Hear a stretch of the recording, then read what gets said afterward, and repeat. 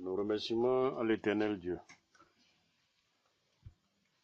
le Créateur du ciel et de la terre, l'époux de l'Église du christianisme céleste. Que son nom soit chanté, célébré de génération en génération. Amen. À la Dieu maintenant. Le septième ange sonna de la trompette, et il eut dans le ciel de fortes voix qui disaient: le royaume du monde est remis à notre Seigneur et à son Christ, et il régnera au siècle des siècles.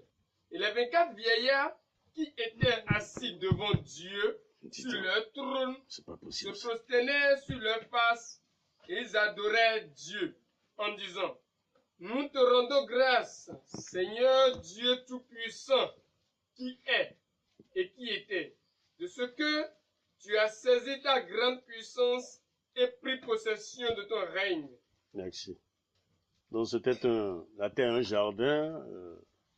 jardin qui appartient à quelqu'un, qui a créé son jardin, qui a tout mis en place, et qui finalement a formé quelqu'un à sa ressemblance, et qu'il est remonté au ciel, parce qu'il ne voulait pas, selon la prophétie de l'Esprit Saint, que l'homme péchera. Sinon, bon, après la formation de l'homme depuis la poussière de la terre, l'Esprit Saint a prophétisé que l'homme péchera. L'homme ne te respectera pas comme les anges. Alors, Dieu a surmonté au-dessus des humains pour prendre place en haut.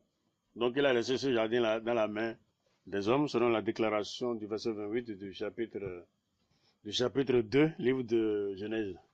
Dieu les bénit et Dieu leur dit: soyez féconds, multipliez, remplissez la terre et la sujettissez, et dominez sur les poissons de la mer, sur les oiseaux du ciel et sur tout animal qui se meut sur la terre. Voilà, Dieu a compris qu'il ne pouvait pas rester avec les humains. Il va falloir qu'il donne vie à quelqu'un qui doit le remplacer. C'est pour cela qu'il a formé l'homme de la poussière de la terre.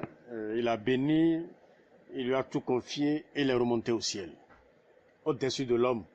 Donc ce jardin doit être visité et les humains doivent rendre compte des revenus de ce jardin.